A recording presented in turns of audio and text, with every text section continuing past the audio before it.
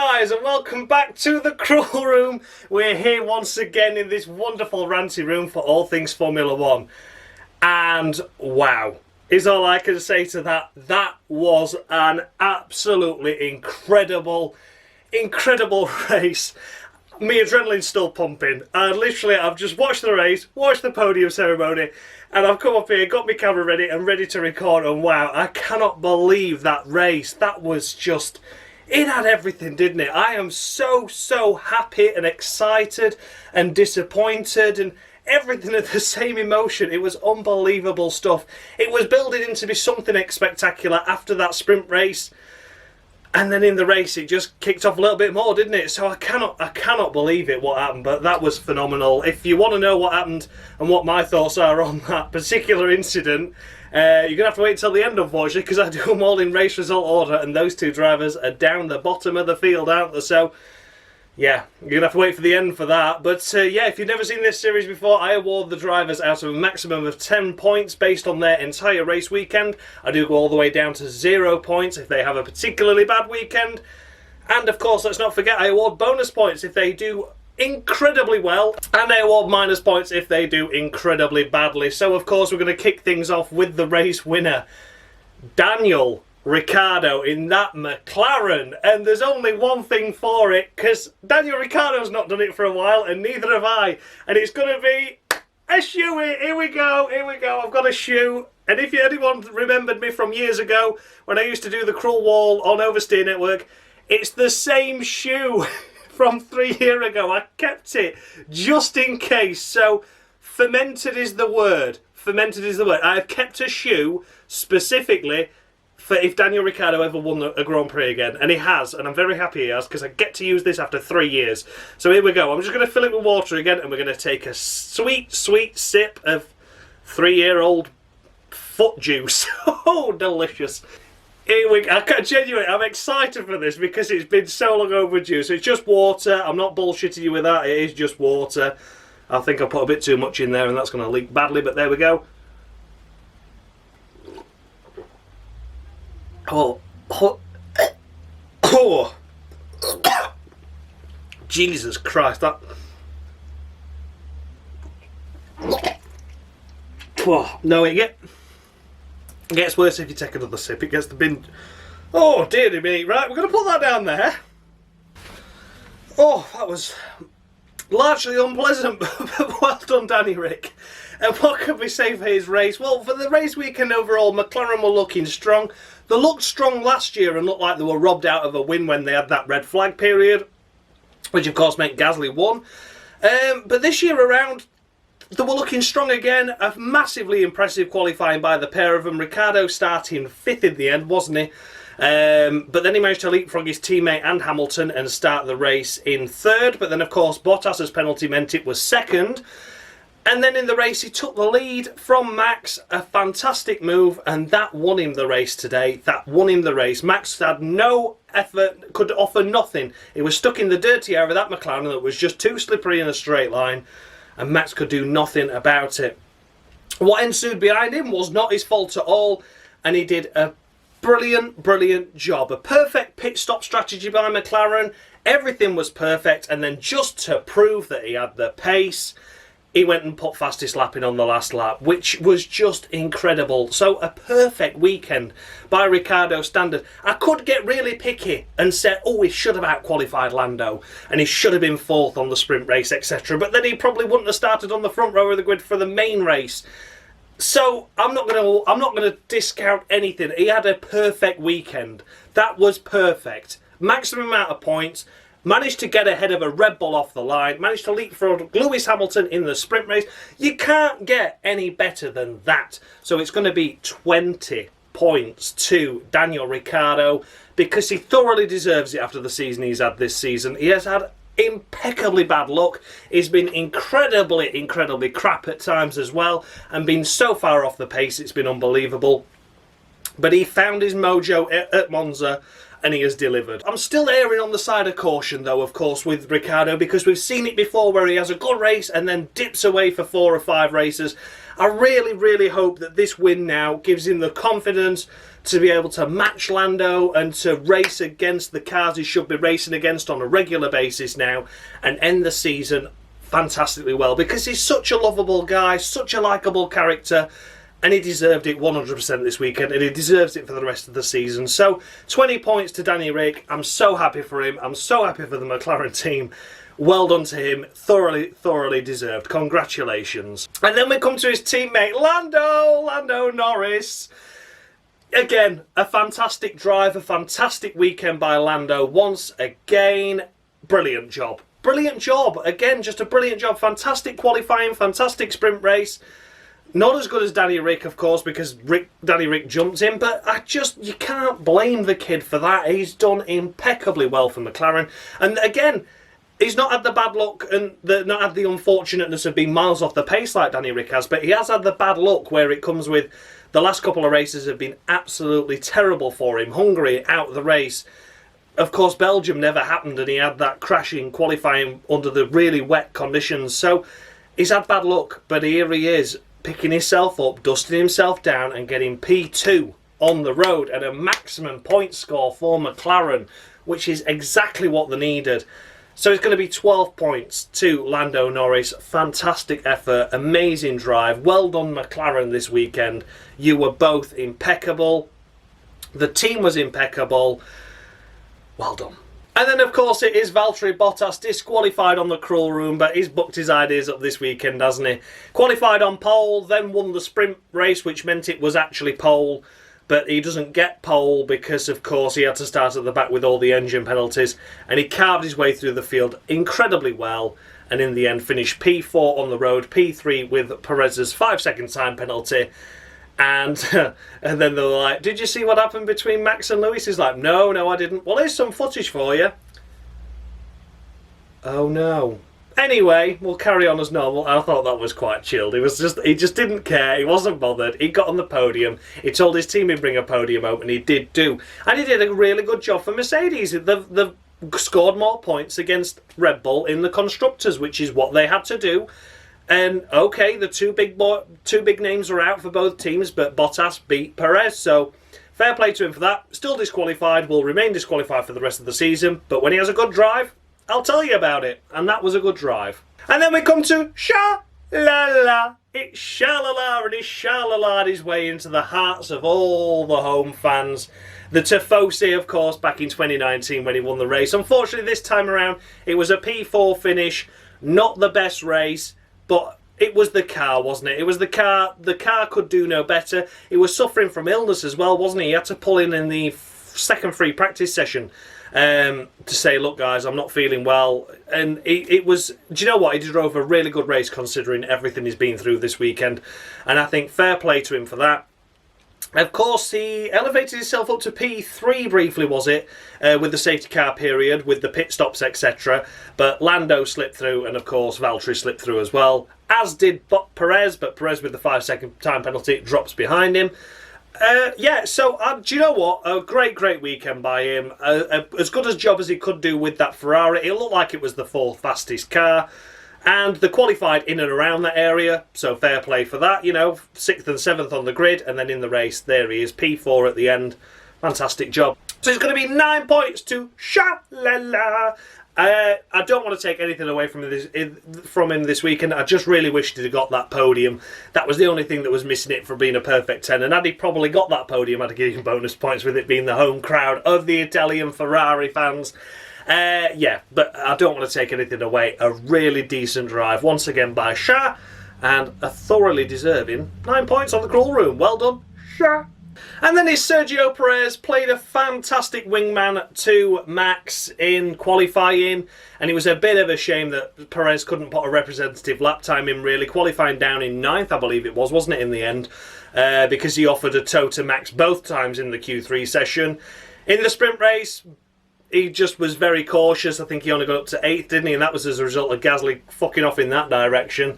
So didn't really gain anything there. And then in the race, the pit stop strategy with the safety car helped him a lot, and he was up into P4 on the road. And then he just tried to do a silly overtake on Charles, didn't he? And I just don't understand why they just didn't yield that position back. And he's like, well, they didn't tell us to yield. I'm like, yeah, but you know, he went off track and he gained an advantage. He should have just let it go and then have another go at it. But for some reason, they decided, yeah, we'll have a 5-second time penalty. And it put them from 3rd to 5th. So why? Why? You could have outscored Mercedes this weekend and Perez finished ahead on the road, but you decided you're going to lose 5 points just for the sake of letting Charles back through again and having the chance to re-overtake him. So, silly in that sense. His fault as well as the team's. And needless. Silly and needless. So it's going to be 7 points to Perez this weekend. Maybe a little bit generous with the 7, but I think he drove a good race to come through the field. He was making a couple of good overtakes as well, particularly on Sainz at the start of the race. So, overall, not a bad effort by Perez, but just frustrating that he could have been on the podium this weekend and he just let Charles back through, but he elected not to, and then the team told him not to as well. So, yeah, silly really, but there you go, 7 points to Perez. And then we come to Carlos Sainz, a cracking drive by Carlos, not on the pace, or quite on the pace, I should say, of his teammate this weekend, Charles Leclerc, and yeah, a bit frustrating. I think Ferrari a bit annoyed that he couldn't quite keep that 5-second or within that 5-second window to Perez, slipping out within the last couple of laps. So it meant that unfortunately Sainz was down there in 6th and just couldn't quite leapfrog Perez with that 5-second time penalty. So a little bit frustrating there. But overall, a solid-ish weekend, delivering and equaling Leclerc for the most part, and just slipped behind him towards the end there. Like I said, just getting that gap, just that little gap was just, frustrating.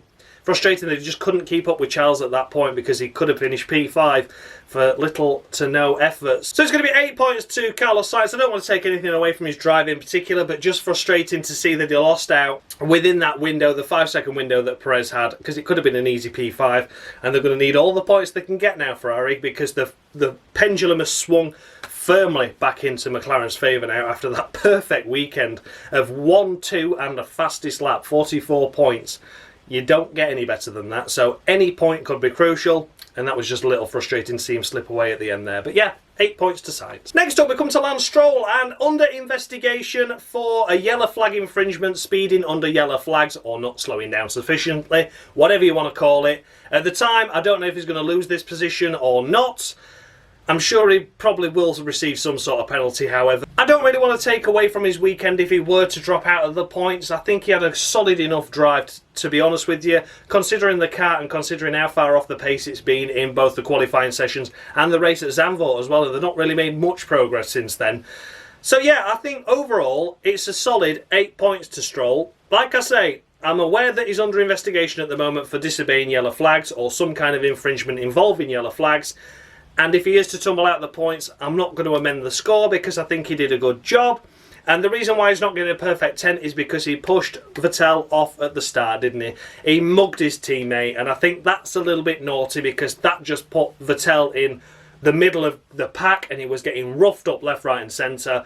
And Vettel couldn't even get back on track and he'd lost 4 places or whatever. So, yeah, be a little bit kinder to your teammate, Stroll, and I might be a little bit kinder to you. But I think 8 points is a decent score given where that car is at the moment, and I've knocked a point off there really for roughing up his teammate. And yeah, let's see if this position stays. Normally with a yellow flag infringement it could be a hefty penalty perhaps, but if it's a 5-second he's still going to finish in the point. So we'll see anyway. But yeah, he's in this position at the moment at the time of recording, and it's going to be 8 points on the board to him. Next up is of course Fernando Alonso, finishing in P8, a fantastic position for Alonso to be in. He's made a couple of good sprint race starts as well, hasn't he? He has not lost his trick with that. He's fantastic on a first lap and thoroughly deserving of some more points on the board for Alpine. A double points finish as well, with Ocon picking up the final points paying position. We'll come to in a moment. But yeah, overall a cracking drive by Alonso. Once again, just putting himself in the right place at the right time, picking his battles, picking his fights, and here he is.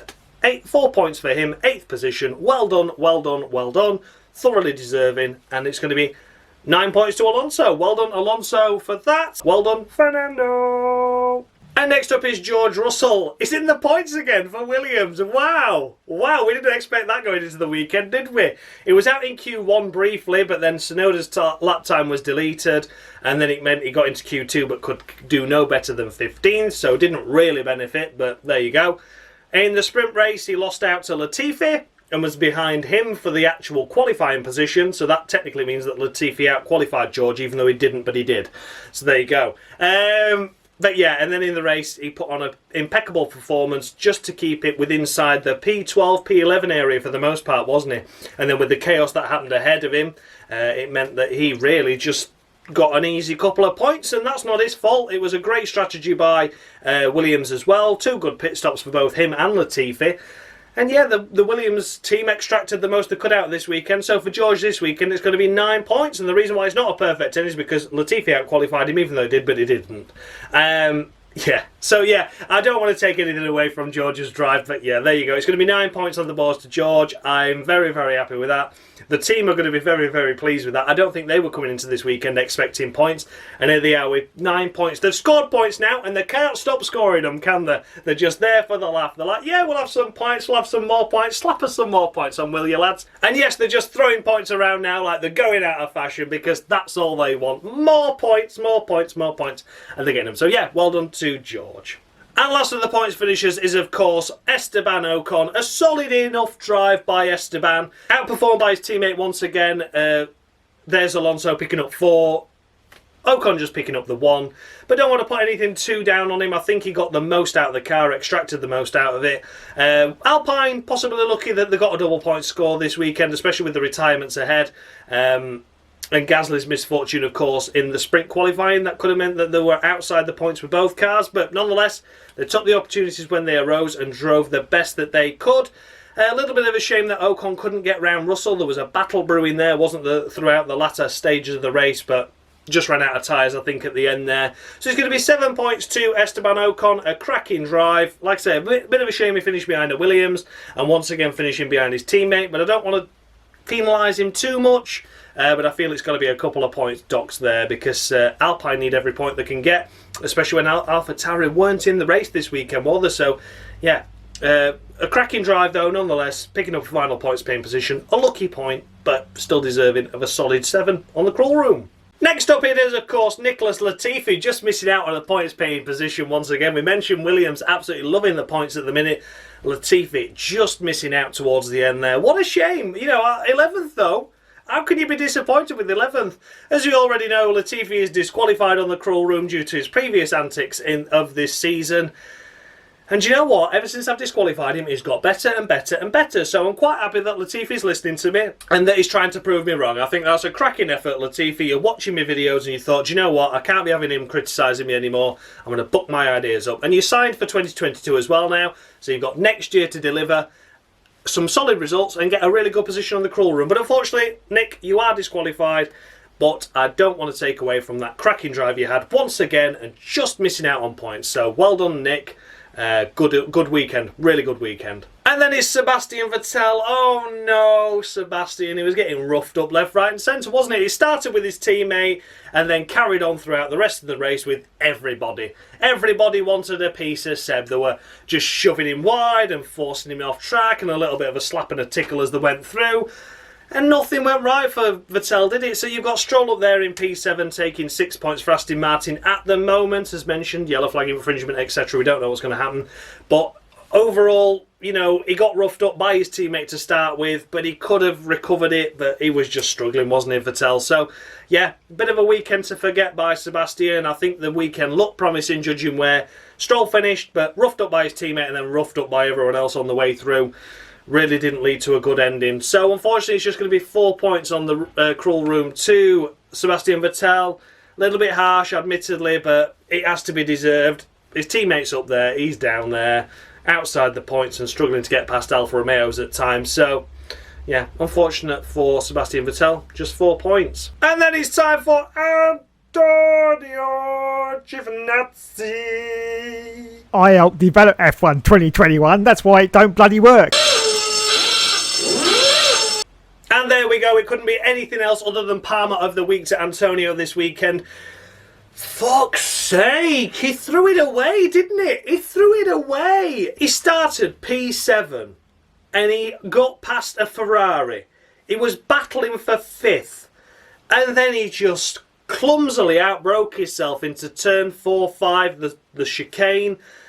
And that was fair enough. Okay, you've made a mistake. Just yield. And he just came across on Sainz and just tagged. I just don't know why you did that.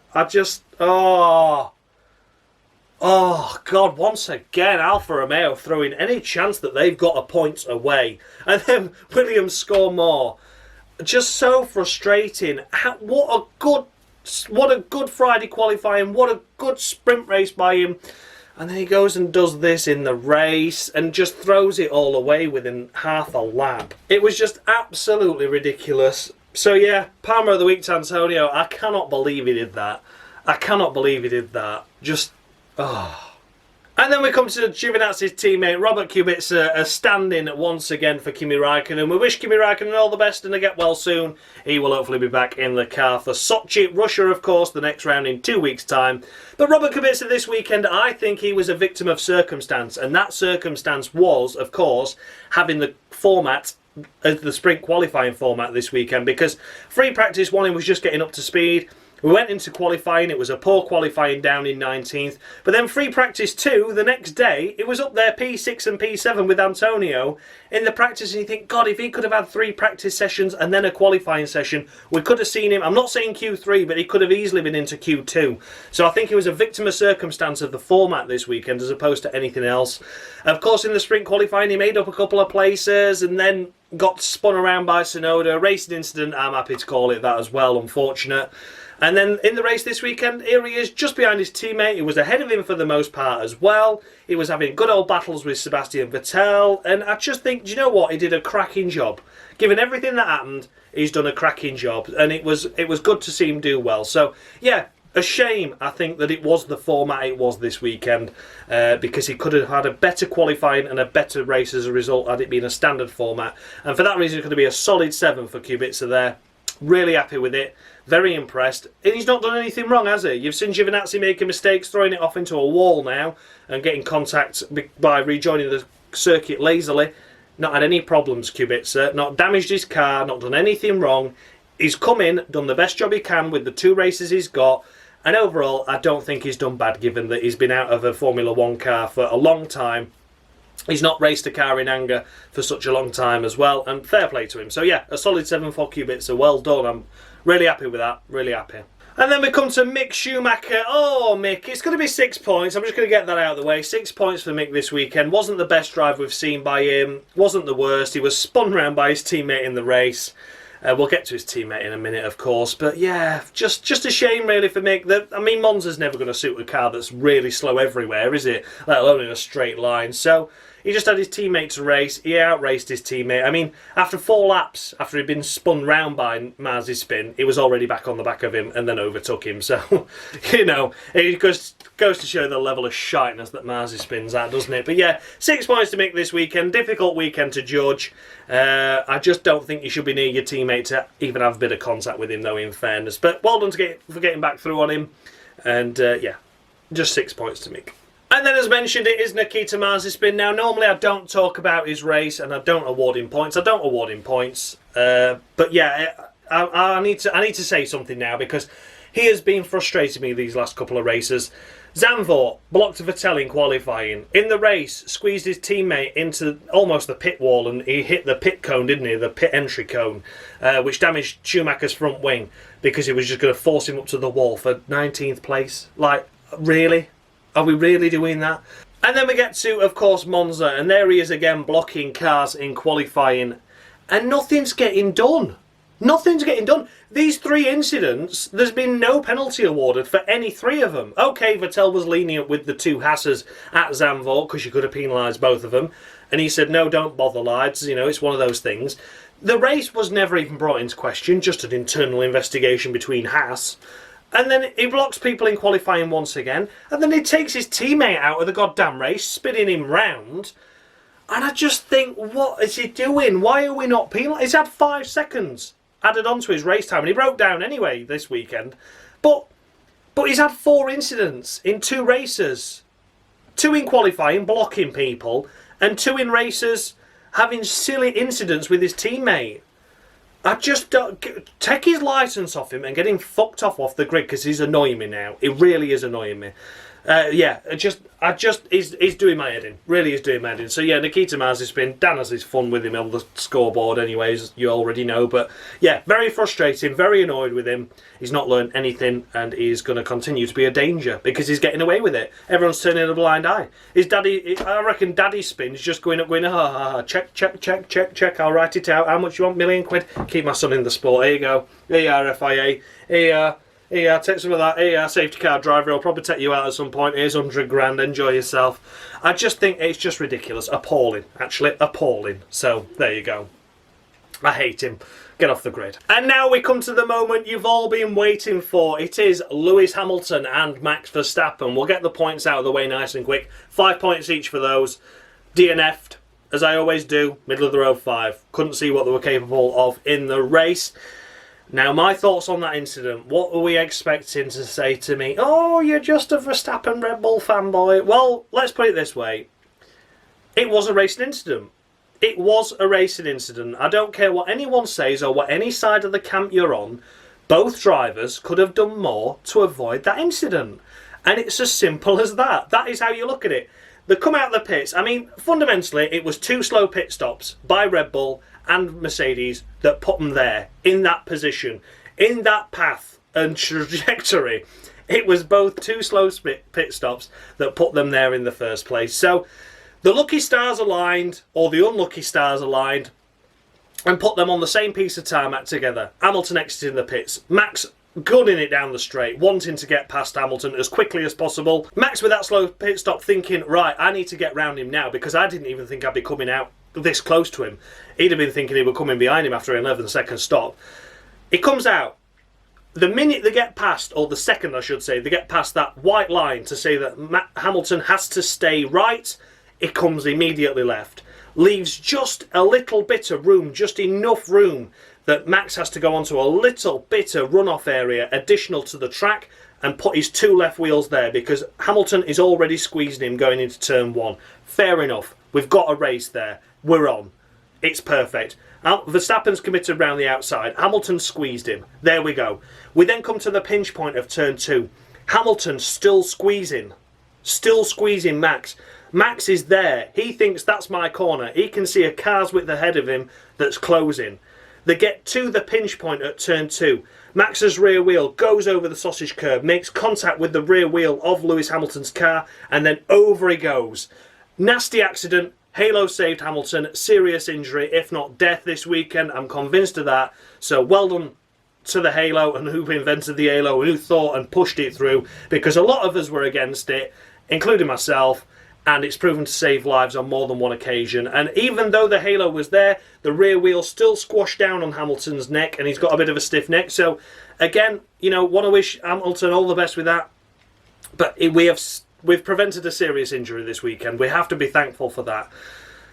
But my thoughts are that, okay, you come through, he's pinched him, he's squeezed him at the exit of turn 1, or the entry to turn 1, I should say, fair enough. You then get to the exit of turn 1 and the entry to turn 2, the second part of the chicane. Now, this is where both drivers could have done more, and it's either driver's responsibility.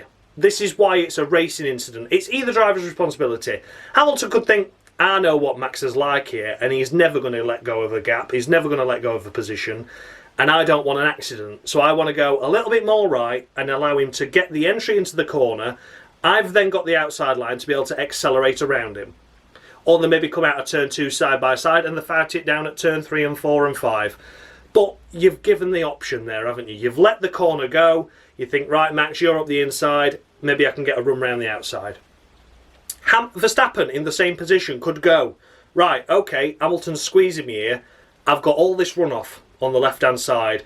I'm going to lose position because obviously once I go over the sausage curbs, I've got to yield the position back, but I can try and fight him again at turn 3, 4, 5, the Lesmos, the DRS zones, whatever. I'm going to go left and go over the curbs. So they both could have done more, and that is why it's a racing incident. Max could have gone left when he saw that Hamilton was still continually squeezing him, but he thought, no, it's my corner, and Hamilton could have gone more right and thought, I'll give Max the corner and I might be able to get the run round the outside, but Hamilton went, no, it's my corner. Neither yielded. These are two championship protagonists. Neither driver is ever going to yield out of that situation.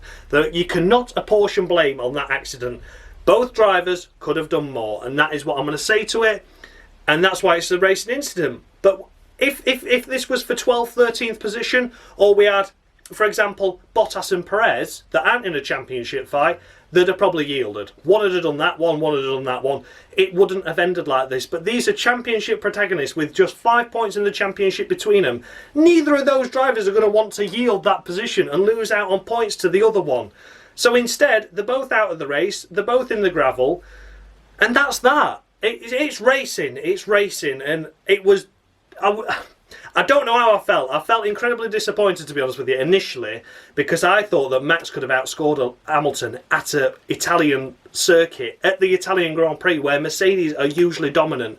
So first of all, I was initially disappointed, and then I was like, fucking hell, and McLaren's going to win this, and then all of a sudden I didn't care. I was so happy for the McLaren to get a potential double podium and a win, or, you know, it was amazing. So yeah, roller coaster of emotions for me. Initially disappointed because, as I said, I think Red Bull could have maybe just snatched a couple of points away from Hamilton there, or particularly Verstappen could. But instead, they both put themselves in the position that they were to both go, right, we're going to have an accident. And they both had an accident. So, there you go. Fantastic championship. It's boiled over once again. It had to, didn't it, at some point? But there you go. That's my thoughts and opinions on that. And yeah, let me know your thoughts and feedback down below on that. Do you think it was one driver's fault, racing incident? Let me know. And then the last two drivers on this grid. Oh, Pierre Gasly. What can we say for Pierre? A cracking qualifying effort. And then it all went wrong in the sprint race. Had to start at the back of the grid and had serious vibrations, a suspension issue, probably as a result of the accident he sustained the day before, and retired within the first 5 laps. And then Yuki Tsunoda, he was out before it even began with brake issues lining up on the grid, and he never made the start.